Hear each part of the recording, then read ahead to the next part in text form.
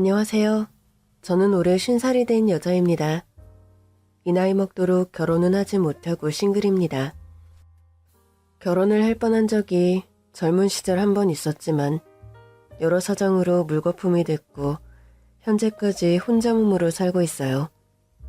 그렇다고 독거인 생활을 하고 있는 것은 아니고 30년 가까이 한 집에서 가정부 일을 하다 보니 이댁 사모님과는 거의 친모녀와 진비 없는 사이로 한 집에서 함께 살고 있습니다.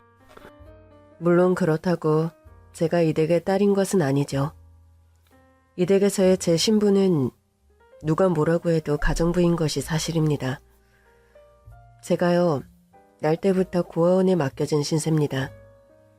해서 20살 되기 전까지는 고아원에서 쭉 생활하다가 고아원을 나와 독립하게 되었을 즈음 사모님 댁 가정부로 들어와서 일하게 되었던 겁니다.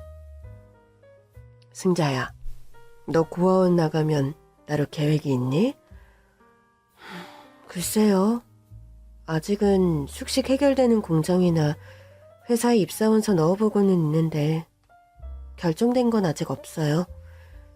혹시 원장님이 잘 아는 부잣집이 있는데 그곳에 가정부로 들어가 일해볼 생각 없니?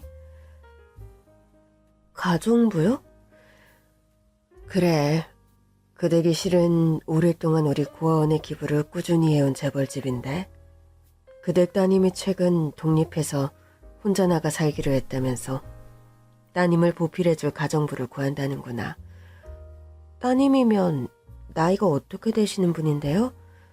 너보다는 훨씬 많지. 거의 40 가까이 되어가는데 시집도 안 가고 미스라는구나. 부잣집 딸이라면서 여태 왜 시집을 안 갔대요? 나도 그분 볼 때마다 그게 미스터리야. 집도 재벌이지. 얼굴도 한번 보면 꼭 다시 한번 시선이 갈 정도로 엄청 미인이시거든. 그런데 여태 독신이라는 게 좀 의아하긴 하지. 그럼 그분 혼자 사는 집에 제가 들어가 가정부 일을 하게 되는 건가요? 그래. 식구들이 많은 것도 아니고 혼자 사는 부잣집 따님 가정부 일이라 너에게 소개하는 거야. 들어보니 월급은 공무원 월급보다 훨 높은데 일은 수월할 것 같아서 말이다. 원장 선생님, 그럼 저 그댁에 소개해주세요. 한 몇 년 열심히 일해서 대학 갈 돈이나 좀 모으고 나오게요. 그래, 선생님도 바라는 게 그거다. 그댁서 몇 년 악착같이 돈 모아서 대학을 가든 시집을 가든 하면 좋을 것 같구나. 전 그렇게 고아원 원장님의 소개로 사모님 댁 가정부로 취직해서 일을 시작하게 되었습니다. 그게 벌써 30년 가까이 되어가는 일이죠. 20살 꽃다운 나이에 재벌집 가정부 일을 시작하게 된 셈이었는데 그때 제가 일하는 댁의 주인이셨던 사모님은 이제 70살이 다 되어가는 할머니가 되셨습니다. 사실 사모님이란 호칭이 그분에게는 맞지 않는 말입니다. 그분은 평생 결혼하지 않은 독신이니까요. 그런데 제가 20살 무렵 처음 면접을 갔을 때부터 그분은 사람들에게 사모님 소리를 듣고 있었어요. 안녕하세요. 처음 뵙겠습니다. 최승자라고 합니다. 잘 부탁드려요. 네가 오늘부터 우리 집서 일하기로 한 승자라는 애구나? 네, 맞습니다. 그래, 얼굴을 보아하니 총명하고 야무지게 생겼구나. 난 입맛이 까다로워서 밖에 밥을 잘 못 먹는다. 요리는 좀 할 줄 아는 편이니? 네, 고아원 있을 때부터 식당 일을 제가 많이 거들어들여서 음식은 곧잘해요. 그래, 조미료 많이 쓰지 말고 담백한 식단 위주로 부탁해. 그리고 날 그냥 사모님이라고 부르면 되고. 사모님이요? 그래. 사실 너도 알다시피 난 결혼 안 한 노처녀라 사모님이라고 부르는 게 어폐가 있긴 하지? 아니, 뭐 제 말은 그런 뜻이 아니라 당황할 것 없어. 사람들 다 나를 사모라 부르면서 날 결혼한 여자인 줄 아니까. 그럼 그냥 아가씨라고 불러드리면 안 될까요? 친정 식구들이 그러더구나. 나이 마음 먹어 아가씨라 불리는 게 더 흉하다면서. 그냥 남들 보기에 남편 있는 사람처럼 보이는 게 낫다면서. 사모님이라 부르게끔 시키라고 말이야. 네. 그리고 난 내 마음속에는 남편이 있는 사람이거든. 그러니까 너도 날 그냥 사모님이라고 부르면 돼. 알겠습니다, 사모님. 사모님은 첫 만남에서부터 솔직 담백하고 호탕한 성격이었습니다. 요즘이야 40 넘은 처녀 총각이 흔한 시대지만 30년 전만 해도 그 나이에 여자가 싱글인 경우는 흔하지 않았어요. 난 늘 마음속에는 남편이 있는 사람이다. 전 그 당시에는 그 말이 그저 농담이겠거니 생각했습니다. 노처녀로 늙어가는 본인의 처지를 농담 삼아 불어 밝게 얘기하는 것인 줄만 알았는데 사모님의 그 말이 농담도 거짓말도 아닌 사무친 진실이라는 걸 아는 데에는 30년이란 긴 세월이 걸렸죠. 그것도 사모님이 돌아가신 사후에 말입니다. 어찌됐든 면접을 거쳐 저는 사모님 댁의 가정부로 일을 시작하게 됐고 저는 가정부 일을 야무지게 잘 해내서 사모님은 저를 무척 마음에 들어했죠. 승자야, 넌 나이도 어린데 어떻게 이런 음식도 만들 줄 아니?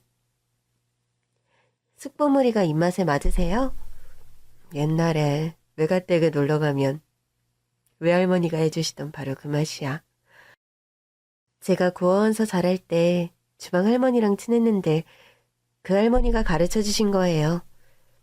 어릴 때 지내던 고아원은 시골에 있어서 지천으로 봄이면 쑥이니 나물이니 천지여서 바구니 들고 많이 캐러도 다녔고요. 네가 직접 캐온 쑥으로 만든 거니 이것도? 네. 저번에 사모님이 휴가 주신 날 산에 다녀왔다가 산쑥이 보여서 냅다 한 주머니 캐왔죠. 내가 쑥버무리 좋아하는 건 어떻게 알고. 암튼 이거 한 10년 만에 먹는 것 같은데 너무 맛있구나. 사모님은 제가 만든 음식들을 유달리 좋아하셨습니다. 부잣집서 공주처럼 살아서 늘 맛있는 것만 먹고 살았다 생각했는데 예전 가정부 아주머니보다 승자 니솜씨가 훨씬 낫구나? 그럴 리가요. 그분은 한식 명장에 음식 잘하기로 엄청 유명한 분이었다면서요? 그래도 난 네 음식이 더 맛있어. 넌 간단한 찌개 하나를 만들어도 감칠맛이 있다니까? 네 나이에 간장이며 된장 직접 담그는 것도 대단하고. 제가 사실 고아원 시절 내내 주방 일을 담당하다시피 하며 지냈습니다. 어려서부터 워낙 요리하는 것을 좋아하고 재미있어 한 데다가 주방 할머니와 각별한 사이여서 더 그랬던 면도 있어요. 고아원 식당 일을 하시던 할머니는 젊어서 백반집을 오래 운영하던 분이셨는데 저를 친손녀처럼 아껴주시면서 된장, 고추장 담그는 법, 김치 담그는 법 등 본인이 평생 익힌 음식 노하우를 저에게 전수해 주셨거든요. 승자 이솜 씨는 솔직히 나 하나만을 위해 섞이기는 아까운 솜씨다. 이댁서 돈 열심히 모은 다음 나중에 식당이라도 열까요? 나야 아쉽긴 하겠지만 네가 나중에 그리 독립을 한다면 아낌없이 지원해준다는 약속을 하마. 농담이에요, 사모님. 전 식당 할 생각은 없고 나중에 돈 좀 모으면 하고 싶은 게 하나 있어요. 그게 뭔데? 그런 게 있어 나서 네가 돈을 그렇게 악착같이 모으는 거니? 네, 사모님. 실은 저 돈 모으면 나중에 대학교에 꼭 가고 싶어요. 전 어려서부터 딱히 꿈은 없었는데 대학생이 그렇게 부럽더라고요. 대학생 되려고 내 밑에서 이렇게 가정부하고 있는 거야, 그럼? 뭐 꼭 그런 건 아니지만. 승자야, 대학이 꼭 그렇게 가고 싶니? 네, 전 여대생들이 그렇게 멋져 보이더라고요. 그럼 뭐가 고민이야? 지금이라도 가면 되지? 네? 지금은 돈도 없고 여력도 안 되는걸요? 돈은 내가 지원해주면 되고 여건은 네가 만들면 되지. 안 그래? 사모님께서 지원을 해주신다고요? 그래. 넌 우리 집 가정부지만 내가 친딸처럼 널 아낀다는 것 승자 너도 잘 알잖니? 대학 등록금이랑 공부하는 데 드는 돈은 내가 얼마든지 지원해 줄 테니 공부는 대신 네가 일하고 남는 시간에 해보렴. 네가 대학 공부할 동안 저녁은 외식하고 들어올 테니 오후나절부터는 네가 공부 시간으로 쓰면 되잖아. 안 그래? 절 위해서 그렇게까지 안 해주셔도 돼요. 제 본부는 가정부인데 저녁을 외식하고 들어오신다니 말도 안 돼요. 뭐가 말이 안 되니? 네가 그동안 날 위해 식사 준비한다고 얼마나 종일 동동거리며 고생하는지 누구보다 잘 아는데? 한 1년 네가 공부하는 동안 저녁 한 끼 사 먹고 들어오는 건 그리 어려운 일도 아니다. 그래도 사모님 너무 죄송해서 죄송할 것 없어. 이 나이 28 청춘 하고 싶은 꿈 하나 이루며 살아야 하는 나이야. 사람이 가장 바라는 꿈 하나는 있기 마련인데 그걸 못 이루고 산다는 게 얼마나 서글픈 일인데? 난 그게 어떤 마음인지 누구보다 잘 아는 사람이다. 전 그때 문득 사모님의 가장 바라는 꿈은 무엇인가요? 그런 질문을 하고 싶은 마음이 들었습니다. 그런데 차마 질문을 하지는 못했습니다. 아무리 저를 친딸처럼 잘 대해주시는 사모님이었지만 저는 그분 밑에서 일하는 가정부라는 위치였고 나이차도 많이 나서 제가 감히 그런 질문을 한다는 게 그때는 뭔가 좀 버릇없게 느껴졌거든요. 사모님, 덕분에 저 땡땡대학 국문과에 합격했어요. 축하한다, 승자야. 덕분에 대학생 가정부를 두게 됐구나. 저 입시 공부하게 배려해 주시고 등록금까지 지원해 주셔서 너무 감사드려요. 이 은혜 절대 잊지 않겠습니다, 사모님. 뭐 그렇게까지 생각할 건 없어. 네가 꿈을 이뤄서 나도 기쁘구나. 사모님은 제가 대학에 입학하고 나서도 학교 생활을 잘할 수 있게 여러 면에서 배려를 많이 해주셨습니다. 그런 사모님의 감사함에 보답하기 위해서 저는 학교 생활을 하면서도 사모님 댁 가정부 일을 소홀히 하지 않았죠. 승자야, 학교 다니면서 우리 집이라는 거 힘들지 않아? 전혀 힘든 거 없어요. 제가 계획보다도 빨리 대학생이 됐는데 둘 다 열심히 해야 하는 게 맞는 일이죠. 요즘 너 사는 거 보면 하루 24시간 빈 시간이 없어 보여서 좀 미안해서 그러지. 사모님, 저는 젊어서 잠 좀 줄이고 바지런히 사는 거 괜찮아요. 한 몇 년 돈 모아야 겨우 갈까 말까한 대학을 이렇게 빨리 다니게 돼서 얼마나 감사하고 기쁜데요. 네가 그렇게 생각하면 다행이고. 암튼 승자 너는 천성이 참 악착 같구나. 사모님 말씀에 따라 전 정말 악착같이 생활했습니다. 대학교 다니며 부잣집 가정부 노릇한다는 게 솔직히 쉬운 일은 아니었거든요. 저는 대학교를 다닐 때 새벽 4시면 어김없이 기상해서 아침 식사와 사모님이 드실 점심 반찬까지 다 차려놓은 후에 등교를 했습니다. 웬만하면 오후 나절에 학교 생활을 마치고 집에 돌아와서 청소도 하고 저녁도 차리고 가정부 일에 무리가 없도록 최대한 학교 생활을 조절하는 편이었죠. 하루 일과가 그렇게 끝나면 밤늦도록 또 학과 공부를 하고 또다시 새벽이 되면 일찍 일어나 식사 준비를 하고 그런 생활이 저의 일과였습니다. 승자야, 너 대학생도 됐는데 미팅 같은 것도 안 해? 네? 제가 뭐 미팅하려고 대학 갔나요? 그건 아니지만 한참 예쁠 나이인데 연애도 하고 그래야지. 왜? 같은 학교 다니는 남학생들 중에 마음에 드는 남학생은 없어? 아직은 없어요, 사모님. 이따 해도 제 주제에 무슨. 대부분 멀쩡한 집 아들내미들이라 저 거들떠도 안 볼걸요? 그런 말이 어딨니? 승잔이가 부모 덕이 없어 고아원서 자란 것 빼고 뭐 부족한 게 있다고.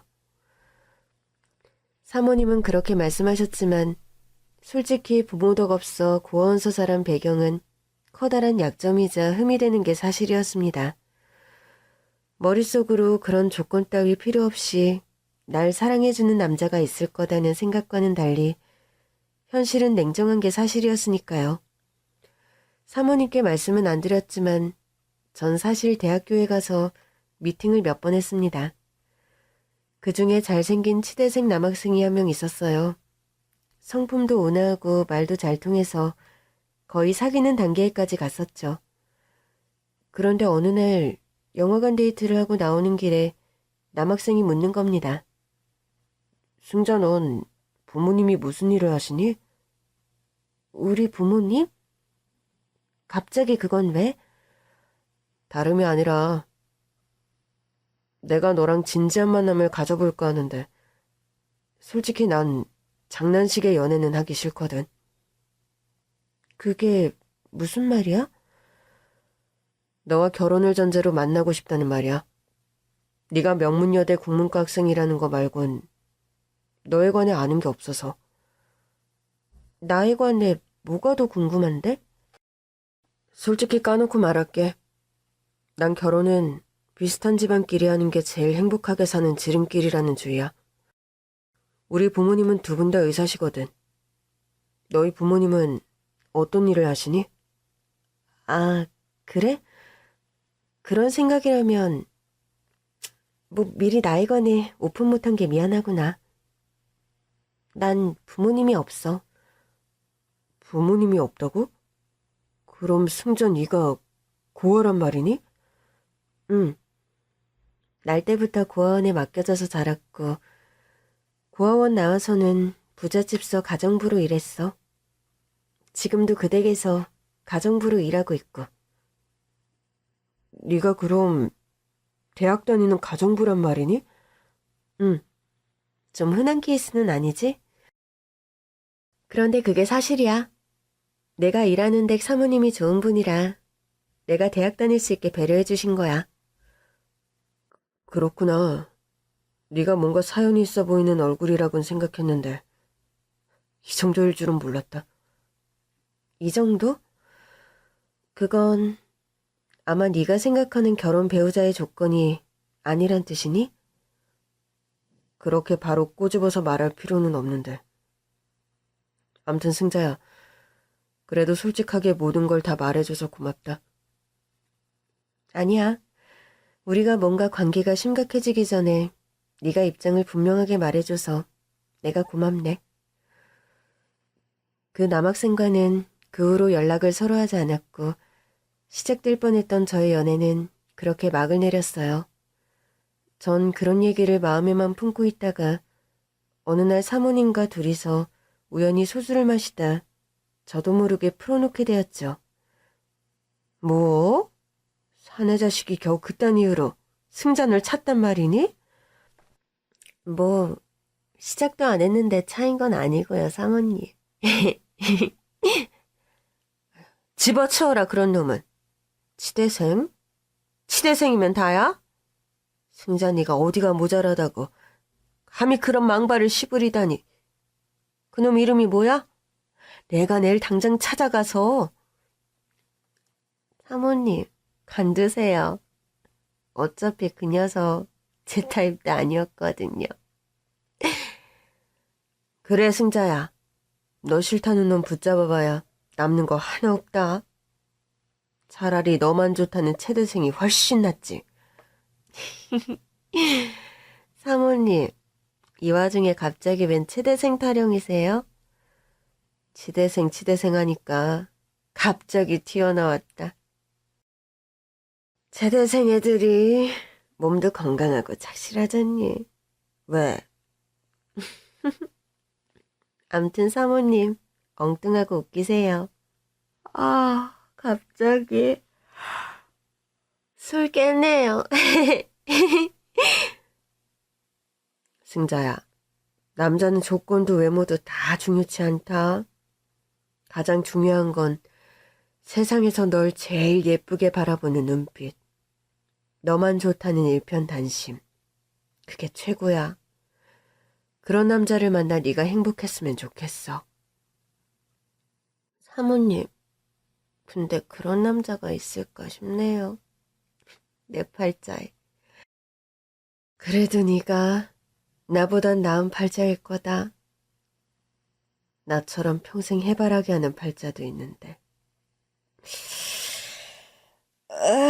취한다. 사모님은 술에 취하거나 가끔 습관적인 우울증이 도지곤 할 때 그런 말을 자주 하셨습니다. 나는 평생 해바라기 하는 팔자다. 어렸던 저는 그때 그게 무슨 말이지?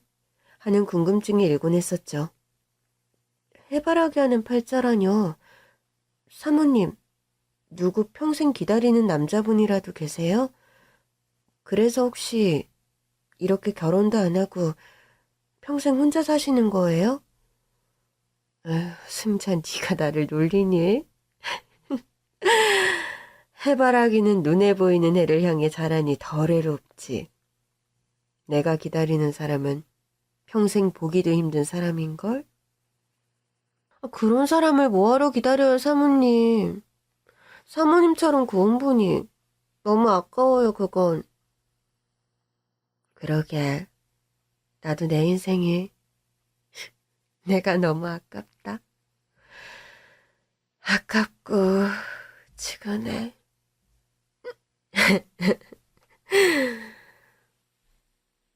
가끔 술기운에 본인의 팔자 타령을 하며 눈시울을 붉히곤 하는 사모님이셨습니다. 그때까지만 해도 사모님 말 속에 그렇게 기구하고 깊은 사연이 숨겨져 있을 거라곤 추호도 생각하지 못했었죠. 그저 젊은 시절 어긋난 연애의 한 토막을 기억 속에서 끄집어내 술기운에 두서없이 풀어놓는 것이 아닌가 그런 짐작만 했을 뿐입니다. 제가 대학을 졸업할 때쯤 사모님은 그런 제안을 하셨습니다. 승자야, 대학 졸업하고도 내 밑에서 계속 가정부 일 할 거야? 당연하죠, 사모님. 사모님 덕분에 대학도 졸업했는데 제가 앞으로 더 열심히 모실게요. 승자야, 넌 이제 더 이상 가정부라고만 말하기엔 너무 큰 그릇이 됐다. 삼류대학도 아니고 명문여대 졸업장이 있는데 뭐하러 내 밑에서 계속 가정부 일을 하려고 들어. 그건 사모님께 감사하기도 하고 네가 착하고 의리가 있어서 그런 말 하는 건 알지만 그래도 대학 졸업장도 생겼는데 더 넓은 세상에 나가 네 능력을 펼쳐보렴. 제가 정말 사모님 곁을 떠나도 괜찮으시겠어요? 나야 당연히 널 내 곁에 두고 싶지. 너처럼 야무지고 손끝 매운 가정부를 어디서 구하니? 게다가 승자 넌 나와 대화도 잘 통하고 내가 결혼은 안 했지만 딸이 있다면 꼭 승자 너 같은 딸이었으면 그런 생각 속으로 많이 했단다. 사모님, 그런데 왜 승자 넌 내 밑에 가정부로만 섞인 너무 아까운 아이니까 나이 젊은 때 회사 같은 데 들어가서 일도 해보고 혹시 아니? 사회생활하다 멋진 신랑감 만나 결혼하게 될지도 모르고. 그런데 만약 회사 생활이 영 아니라면요? 그렇다면 고민 말고 내게 다시 돌아오렴. 나야 승자 너라면 언제나 환영이니까. 사모님, 사모님도 제가 꼭 필요한 순간이 오면 다시 불러주셔야 해요. 아셨죠? 당연하지. 꼭 그렇게 아마. 끝까지 제게 고마운 제안만 하시는 사모님이셨죠. 전 대학 졸업 후 사모님 말씀 맞다나 사모님 댁에서 독립해 나온 뒤 본격적인 사회생활을 시작했습니다. 제가 시작한 일은 라디오 프로그램의 보조작가 일이었어요. 라디오 DJ의 멘트를 작성하기도 하고 또 방송국으로 도착하는 사연들을 골라 방송에 내보내기 적합하게 다듬는 일 따위를 했습니다. 한창 일에 재미를 붙이고 적응해 나가던 무렵 한 통의 전화를 받게 되었습니다. 전화를 건 사람은 다름 아닌 사모님 댁에서 일하는 운전기사였죠. 승자야, 요즘 어떻게 지내요? 저 방송국에 취직해서 일하고 있어요. 김 기사님, 잘 지내시죠? 사모님도 건강하시고요? 다름 아니라 안 그래도 사모님 건강 문제 때문에 전화를 드렸네요. 사모님이 건강이 안 좋으세요? 사실 사모님께서 얼마 전에 암 선고를 받으셨어요. 그런데 치료도 거부하시고 집에만 틀어박혀 도통 아무것도 드시지도 않고.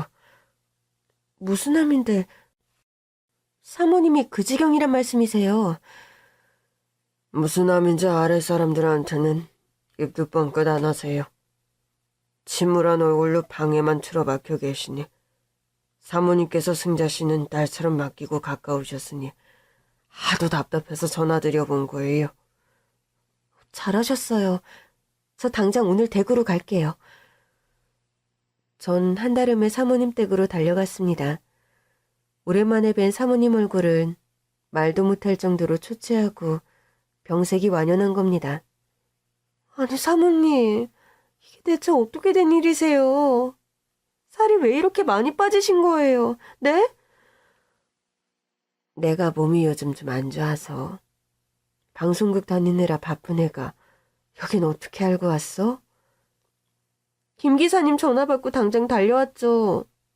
사모님, 암이라면서요? 대체 무슨 암이세요? 치료도 안 받고 이렇게 집에 계시면 어쩌자는 거예요?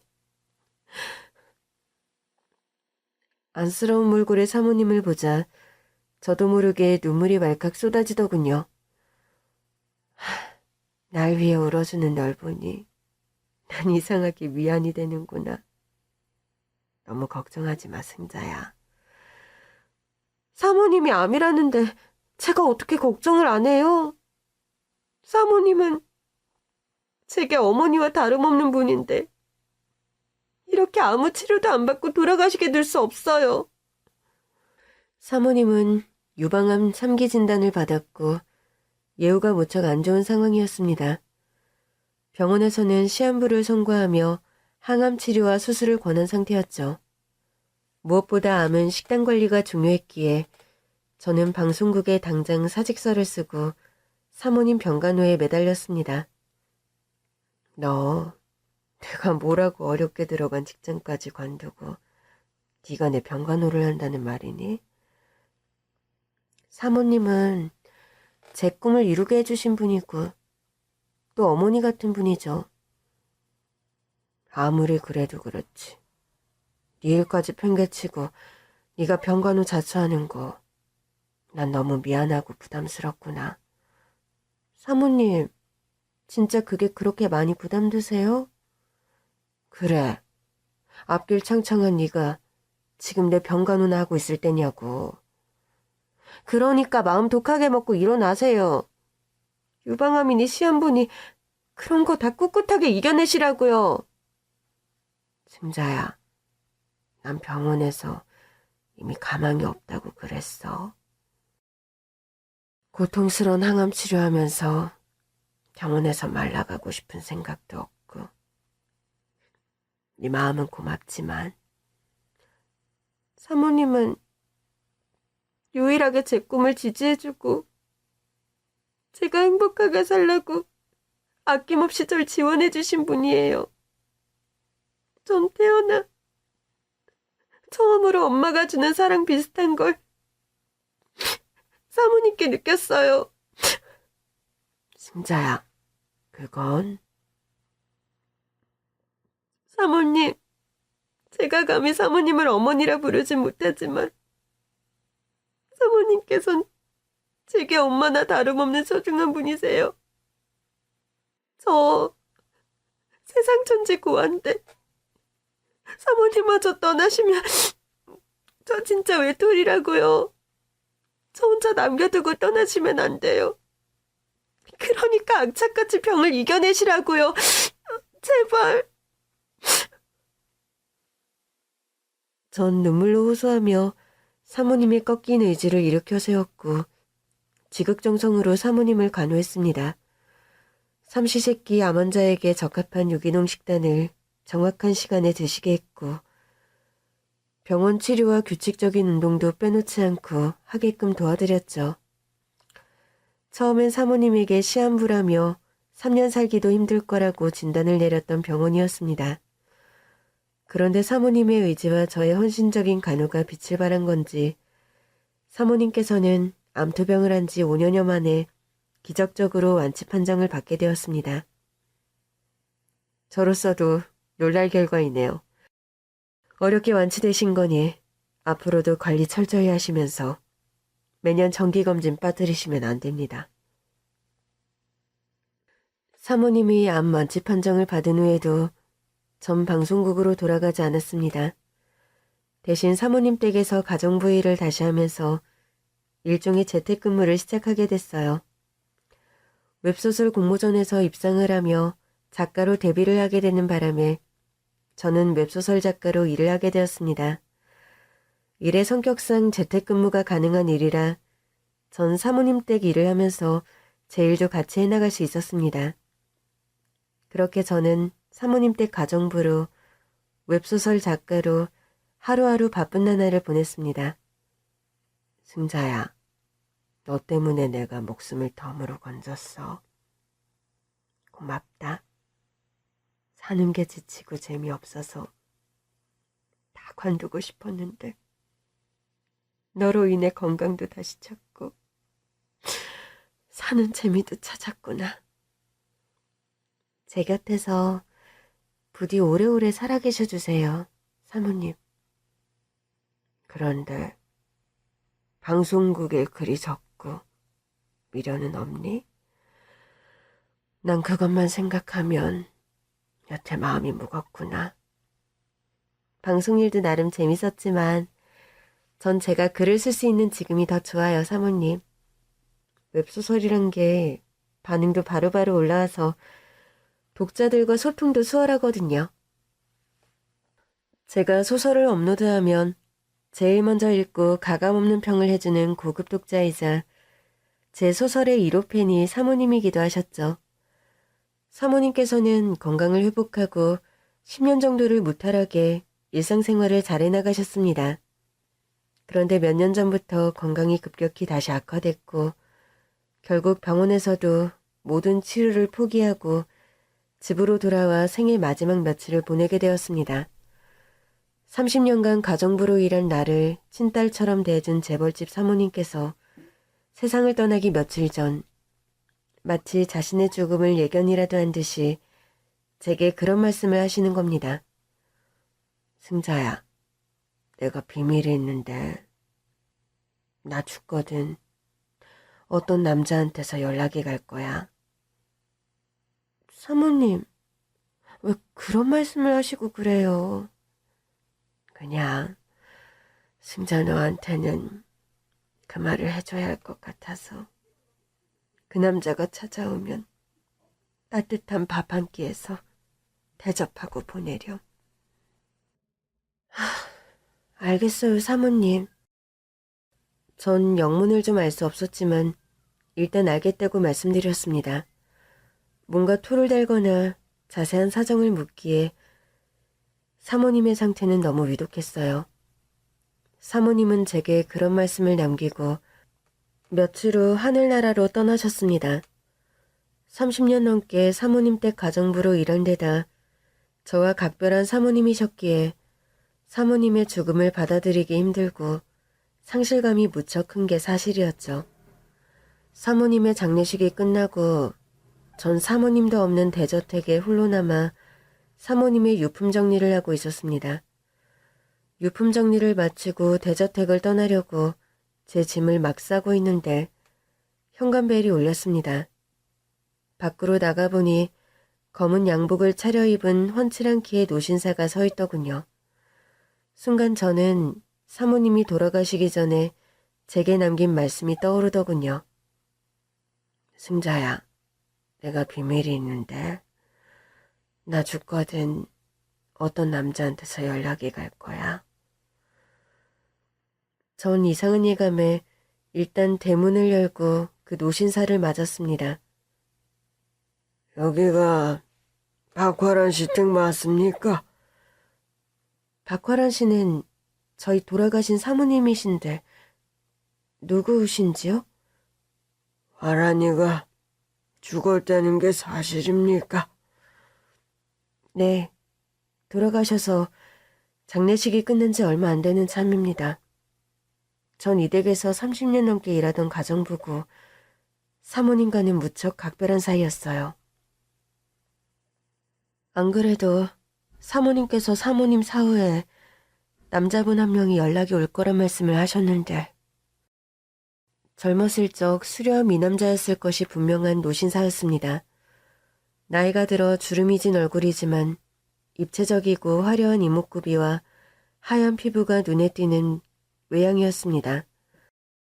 노신사는 잘생긴 얼굴 가득 슬픔과 황망함을 억누른 채 떨리는 목소리로 말을 이어가더군요. 죄송하지만 댁 안으로 들어가 직구경을 좀 할 수 있을까요?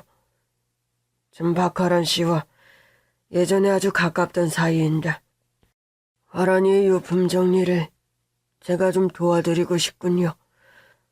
전 순간 사모님께서 남자가 찾아오면 따뜻한 밥 한 끼 대접하고 보내라던 말이 불현듯 떠올랐습니다. 직감적으로 두 분 사이가 예사관계가 아니라는 느낌을 받았죠.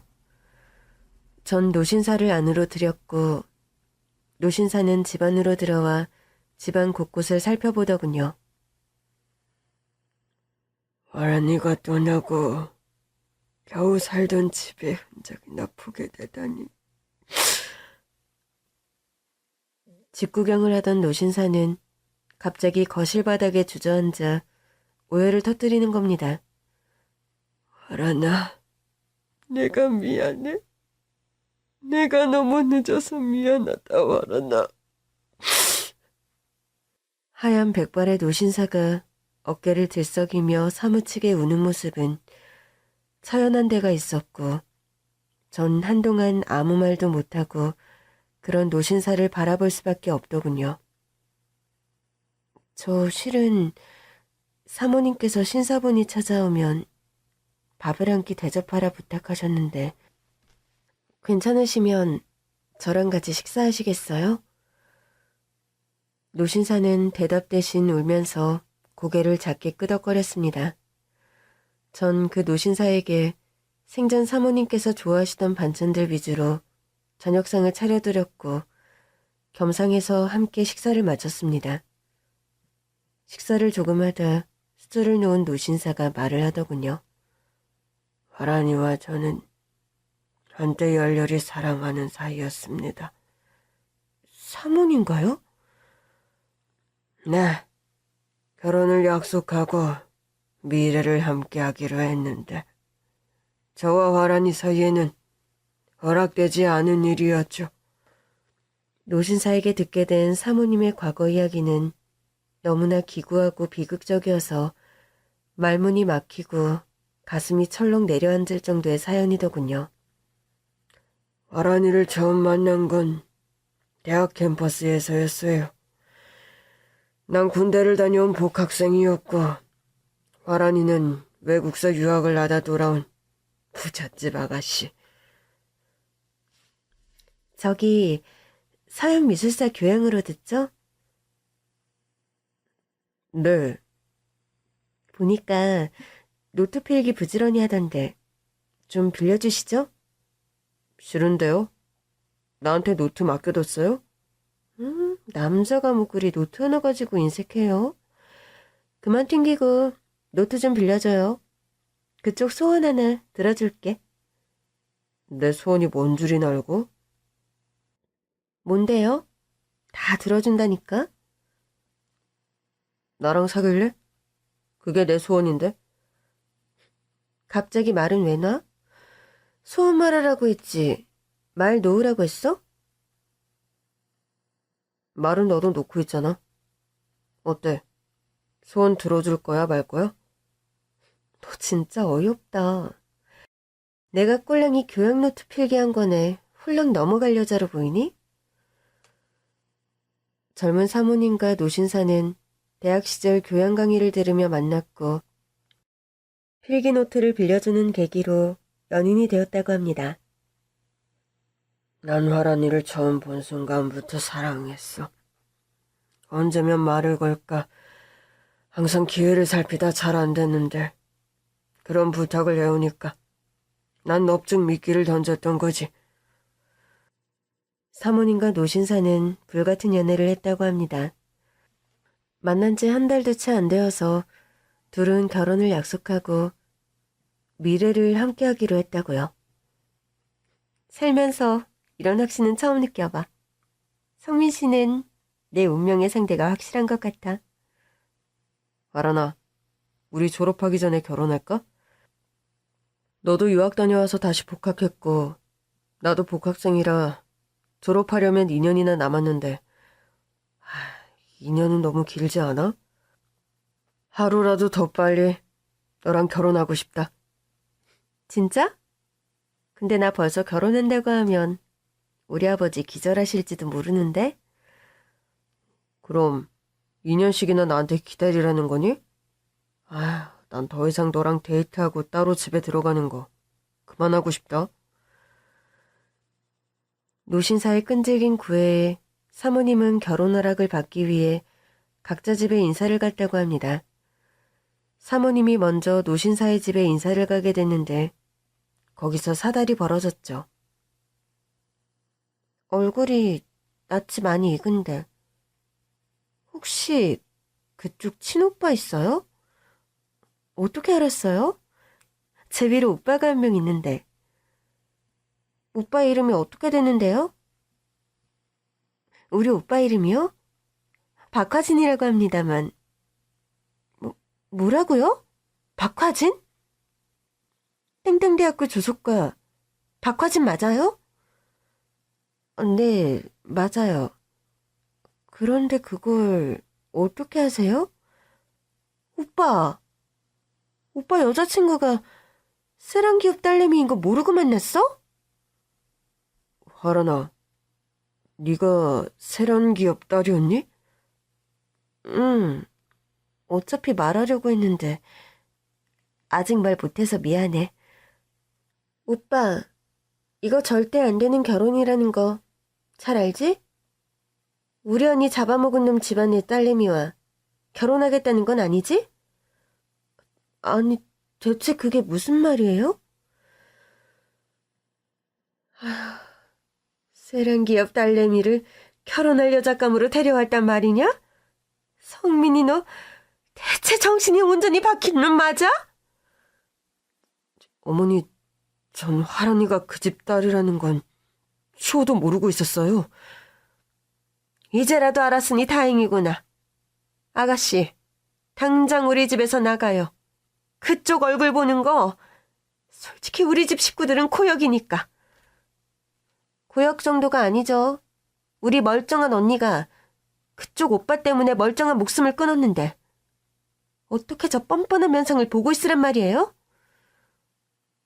영미야, 너 말 좀 조심해. 화란이가 무슨 잘못이 있다고 그런 막말을 퍼붓니? 잘못이 없다니? 그게 무슨 소리야? 오빠, 영주 언니가 어떻게 죽었는지 벌써 잊었어? 그 못된 바람둥이 박화진. 그놈이 야비하게 배신 때려서 우리 언니가 그렇게 원통하고 불쌍하게 명을 달리했는데 그 집 핏줄 여자를 만나고 돌아다녔다는 거야? 나도 정말 몰랐다고 몇 번을 말하니? 더 험악한 걸 보기 전에 당장 내 집에서 안 나가고 뭐해? 당장 나가라니까. 꼴도 보기 싫다고. 내쫓김 당하듯 그 집에서 나온 젊은 시절의 사모님이셨다고 합니다. 이게 대체 다 무슨 소리야? 우리 오빠 때문에 자기 여동생이 명을 달리했다는 거야? 화란이, 넌 몇 년간 유학을 다녀와서 몰랐겠지만 그 사이에 네 오빠와 내 여동생은 연애를 했어.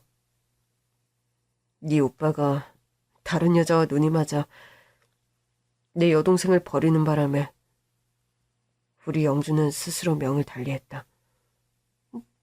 뭐라고? 아니, 대체 어떻게 이런 일이... 말도 안 돼. 화란아, 우리 결혼은 당분간 힘들 것 같아. 성민 씨 지금 나한테 헤어지자는 소리 하는 거야? 2년 기다리기 힘들다면서 나한테 결혼하자고 조를 땐 언제고, 여동생 얘기 듣자마자 내게 헤어지자는 거야? 정말이야? 그럼 어떡하니? 우리 어머니 안 그래도 심장이 너무 약해서 매사 조심하며 사시는데 나까지 충격 끼치면 못 일어나실 거야. 명 달리한 여동생과 쌍둥이 자매인 지금 내 여동생도 절대로 이 결혼 용납 못할 거고. 그럼 난 선미 씨와 헤어지면 바로 심장이 멈출 것처럼 괴로운데 난 죽어도 상관없다는 소리야? 그런 소리가 아니야. 화란아, 난 너와 결혼 못할 바엔 그 누구와도 결혼 같은 거 안 해. 나 기다릴게. 당신이 가족들 다 설득할 때까지 나 기다릴 거야. 우리 가족 모두를 설득할 때까지 시간을 좀 줄래? 그게 평생이 걸린다 하더라도 화란이 너만 기다려준다면 그게 언제든 난 너에게 달려올 거야. 평생이 걸려도 할머니가 돼도 당신 기다릴 거야. 그렇게 아픈 이별을 한 두 분이었다고 합니다. 노신사의 말을 들은 저는 눈물이 흘렀고 순간 무슨 말을 해야 할지 갈피를 잡을 수 없더군요. 전 일어서서 사모님의 유품을 몇 개 가져다 드렸습니다. 그 중에는 평생에 걸쳐 사모님이 써오신 일기장이 있었죠. 다 읽어보진 못했지만 몇 장 읽어봤을 때 누군가를 하염없이 기다리고 그리워하는 내용들이 왔어요. 사모님의 너무 사적인 내용들인 것 같아 더 읽지 않고 덮어두었는데 이건 신사분께서 가져가야 할 듯합니다. 노신사는 말없이 그 일기장들을 받아들더군요.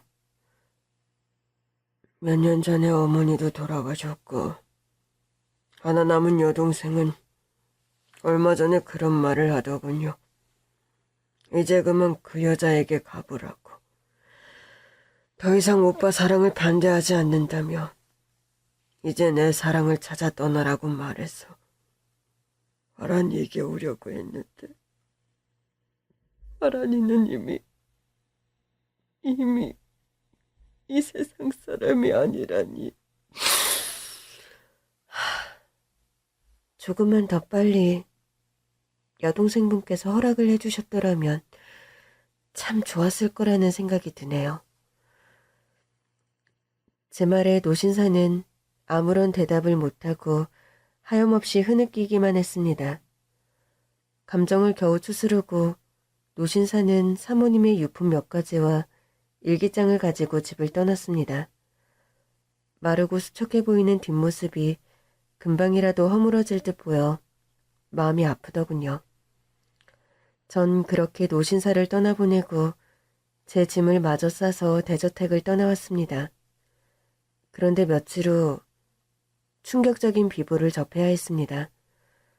전 사모님을 떠나보내고 여러 가지로 마음이 너무 심란해서 여행이나 훌쩍 떠나려고 짐을 챙기고 있었어요. 그런데 모르는 번호로부터 전화 한 통이 걸려온 겁니다. 저 박화란 씨 댁에서 일하시던 분 되시나요?